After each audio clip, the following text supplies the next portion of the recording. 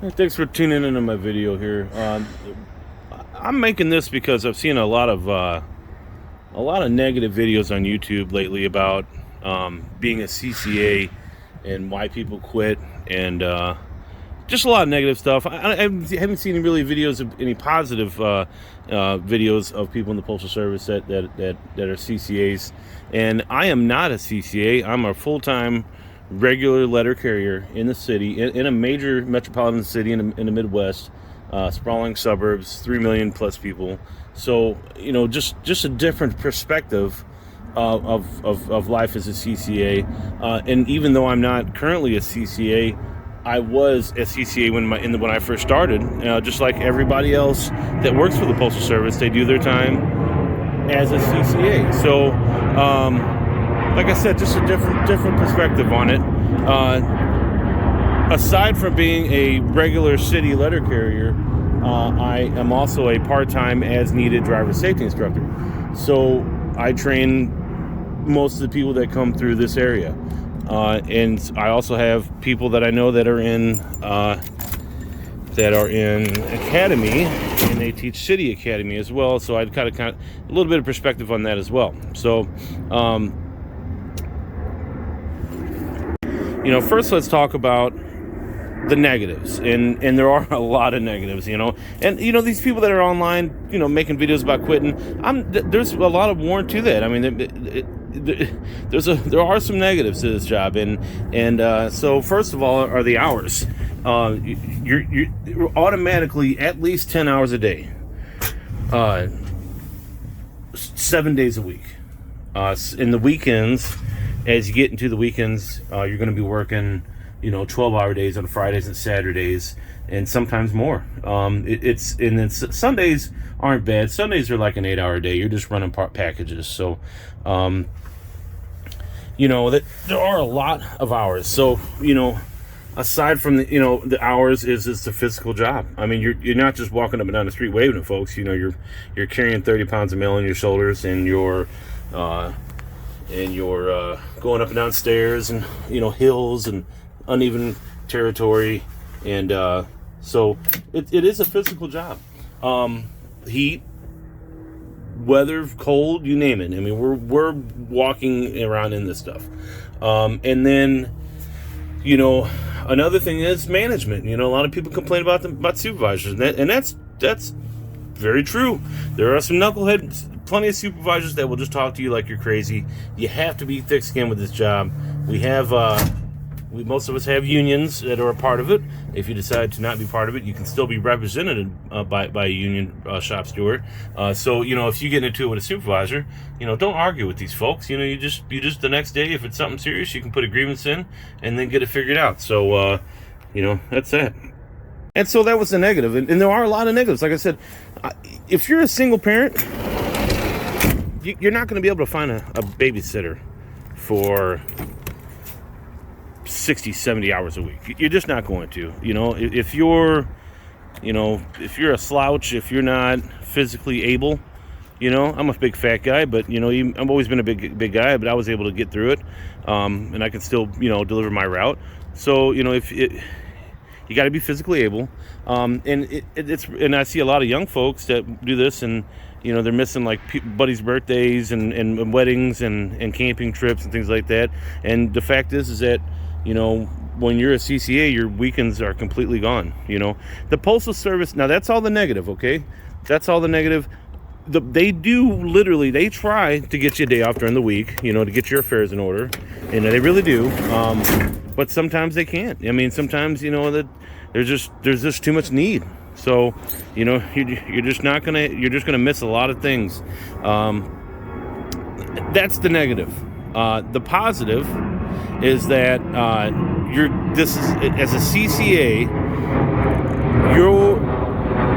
you're guaranteed a career position. So that means that within 2 years' time, at least, you're going to make full time. You're going to be a career carrier within 2 years, maybe less. When I started, it took me 13 months to make full time. So I kind of lucked out on that. But there are a lot of people that worked who worked much longer than that, 7 years before they made full time. You know, back in 2006, 2005, it was up to the manager of the office to send you downtown to take the test to even try to become regular. So I mean, you know, a lot of these CCAs are complaining. When I started, it was all straight time. There was no overtime. Worked Christmas, worked holidays. You know, these folks now are getting paid time off, and you know, once they get it's a furlough day, but it's paid. A furlough week, but it's paid. You know, we didn't get vacation days. There were no double time and stuff like that. And again, I'm not here to debate all that. All I'm saying is, with all the negative, there's a lot of positive. Okay. Here we go, we're hiring. That's the website right there. Create your online profile, submit your application, find a job near you. Here's the positives. The money's good. I think it's just under $19 an hour. It's like $18.90 to something dollars an hour. And anything over 8 hours is double time. Anything over 10 hours anything over 8 hours is time and a half. Anything over double time, anything over 10 hours is double time. So I mean, you're looking at almost $40 an hour. You know, anything over 10 hours a day. And you know, 12. You know, after 2 years, you're going to make regular. You're going to get a route. You're going to get a mail route, your own route, and then you can work you'll have Sundays off again, and then which is a lot of people have a hard time with that too, with, you know, missing church on Sundays and stuff. So you know, you're going to get your Sundays, you'll have a day off during the week, and then you'll decide if you want to work overtime or not. And then they can still force overtime on you once you become regular, but it's not all the time. So, you know, it's kind of far and few between. Pandemic, you know, we can make arguments, but for the most part, you don't have to work overtime. And then 12 years down the road, which for some young people might sound like an eternity, 12 years is really nothing when you think about a 30-year career. 12 years down the road, we max out. That's where we make top pay. Top pay right now is $36 an hour. $36.50 an hour, I'm sorry, something like that. And 5 weeks of paid vacation. I think it's 11 paid holidays. On top of all that, we also get 8 hours I think it's 8 hours a month of sick leave on top of all that. So, you know, right now, and it accumulates. So right now I have 500 hours of sick vacation time on top of the 5 weeks that I get, you know, on vacation a year. So a lot of time off, because it is a physical job, and we need more time as we get older to let our body repair itself or heal itself. And then, so on top of the time off, you know, we get excellent benefits. When I go to the doctor, you know, I don't pay any copay. I don't pay copay at urgent care or anything like that. And pension. There's not too many jobs with a pension anymore. We have 5% matching on our thrift savings plan, which is like a 401k.